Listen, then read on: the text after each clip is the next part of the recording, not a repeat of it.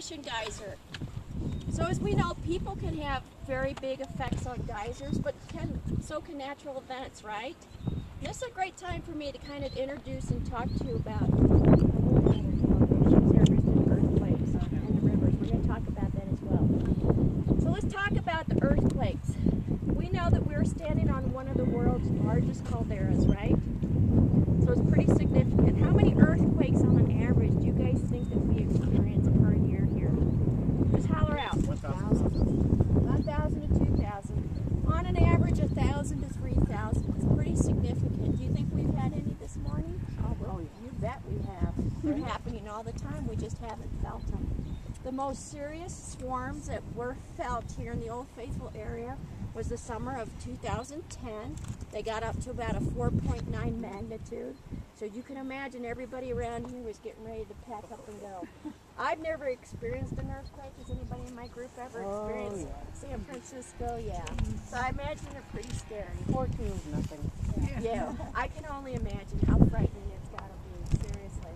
But in 1959, we had a significant earthquake here. It was a 7.5 magnitude for the Hebgen Lake. Has anybody had a chance to go out there and see that devastation? It's unbelievable. It's just outside the park. You probably don't want to see it. Well, I think it might be interesting to know that the 89 earthquake in San Francisco was a 7.1. Okay. In an area that's completely seismographically fixed. So if that was, and each 100th is 10 times more. 10 something times like that. more in So size. that's It's a big one. It's a big 7.5, and you can go out there and you can see the devastation. If you go out west Yellowstone, just go towards Bozeman, you'll see the roads, and it's absolutely worth seeing. 52 people or something died, which was a lot for that particular area. And everything is exactly the way it was when it erupted. That had significant play and alterations on what goes on in these geyser basins. What that did, the 1959 earthquake, some of the things that we can say for absolutely sure, is it increased the interval time of Old Faithful approximately 10 minutes. Do you think earthquakes are healthy for this environment? Absolutely. Sometimes they can cause the tragic death of a geyser, because what happens is that these guys have unique plumbing systems. So we know that we have the water that's provided in the form of precipitation, snow and rain, right? That seeps down into the cracks and fissures of the earth. It goes down for miles down until it reaches the magma source, which we're standing on. How far do you think that might be? This is kind of fun. Who said that? What'd you say? 3 miles? 3 miles. Anywhere between 3 to 8 miles below the surface where we're standing right now is the magma reservoir. So you can think that's actually pretty shallow. You think that's not very deep. So beneath us is the magma. It heats up the rock, and when the water comes into contact with that molten rock, that heats the water. It supercharges, superheats it. As the pressure builds and the steam builds, it's got to work its way back up to the Earth's surface. The water reservoirs right now are believed to be about 500 years old.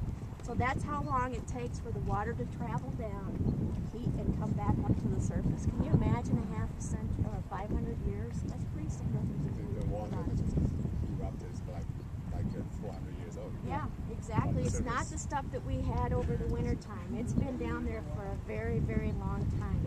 Has anybody seen an ant farm? You know what ant farms? So if we can take a slice. Okay, so Castle is a major. We've now going into the strong steam phase, and that's going to last for about 20 minutes. And if we were over there, you could just hear it. I mean, it's just, it's strong. It's really impressive. So now we can predict about 14 hours until the next. So Beehive and Castle should be simultaneously in play for a while. So that makes it fun. So you guys are really seeing some cool stuff today. So anyways, getting back to the magma, as like in an ant farm, you've got all these little tubulars and little tunnels and stuff, and the ants all have to come back up. And they all come out of that single hole. It's the same way with these geyser systems. What makes these so unique is the constriction underneath. We don't know how far down each one of these constrictions are, but we do know because a very brave scientist went into Old Faithful in the eruptions. She lowered a camera. She found that the constriction was 22 feet beneath the surface of the vent of Old Faithful. So that's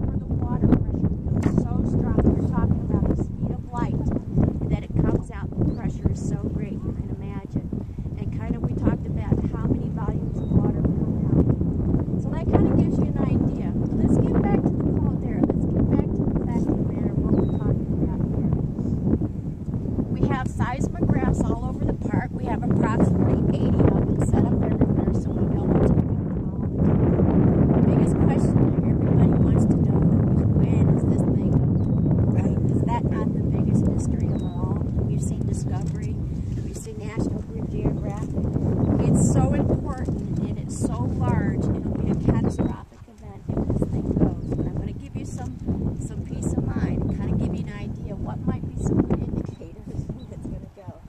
So we know at least 3 things have to happen at the same place at the same time to kind of give us a good idea we might think about getting out of here. Not that we're going to survive, but we might get out of here. It's not a 2012 film. Did anybody see that? Yeah. Okay. So what happens is that in the characteristics of a earthquake, what are some of the things we're going to feel? We're gonna, yeah, I mean, she can tell. No stable ground. No stable ground. We're going to be shifting and blowing. We might see some obvious signs of ground deformation. So this hillside may completely come up into a mountainside. This mountainside behind us might completely collapse. We might see lava flows because we are on a magma chamber. So that's going to be equivalent to what's going on here. We also might start to see a little bit of releasing of gases in the form of sulfuric, carbon dioxide, different forms of gases. So if all of a sudden we're standing here, we start feeling and seeing all this stuff, then I'd say everybody just move it, run. Because there's a good chance this thing's going to blow. But what makes this a super volcano? Does anybody know what makes a super volcano? Anybody? All right, this is good stuff. If it blows, we're talking about 240 cubic miles of ash. Okay, pyroclastic blast. That's pretty significant, isn't it? We're all familiar with Mount St. Helens. That was 0.5. Mount Does that- Vesuvius. I don't know what that was. I don't know what that one is. I know they're not big because they're not considered super big volcanoes, but I don't know what the blast was. So we're talking about 240 cubic miles of ash that blast, hydrothermal blast. Mount St. Helens was 0.5. Yeah. So do you think any of us are going to survive? Probably not. The world, it'll be a catastrophic event. Yeah, I'm with you. I'd rather just be right here because you know what? Eventually, if we're in California or if we're in Maine, we're going to feel it anyways. The ash is going to reach us and we'll see the world will suffer and there'll be great devastation. It might be even as significant as what happens in dinosaur eras. We don't know. Places like Australia and Asia might survive depending on the wind currents. It's hard to say what's going to happen. But it'll be a universally life-impacting change that I don't think we'll ever truly recover from. But kind of getting back to how these earthquakes and stuff can have direct effects on what goes on out here in the geyser field, I love to point out depression. And how do you think depression got its name? I think somebody was depressed. No, it's actually because it's depressed. And what's happened though is it started to change. It's starting to rise, the water is starting to rise into the little pool area. Normally it's kind of depressed. It's actually about 2 feet beneath the surface. This is very typical behavior characteristics of geysers that are kind of designed this way in the form of hot springs. What happens is we start to feel a little bit of a thumping sound. And what happens is it kind of ripples out, it has a ripple effect, and it puts these geyser deposits around the edge, and it's kind of a beautiful scalloped center edge, which is kind of intricate, don't you think? But prior 1959 earthquake, this wasn't even named because it wasn't even an active geyser. But since the earthquake, and we talked about some of the negative effects on earthquakes where they can close up the plumbing systems, the positive effect is it can knock some of that debris or that center line constriction plumbing systems, and it can open them back up and it can cause these to have rebirth. So that's kind of what happened with this particular one.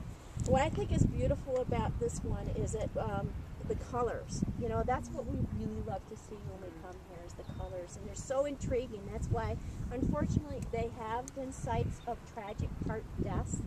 We have had a couple people throughout the years tempt their fate by going into these things either on purpose or accidentally and have lost their lives. It's been a tragic loss. Other things lose their lives here too, but we're going to talk about that. So our next stop, we're going to go see an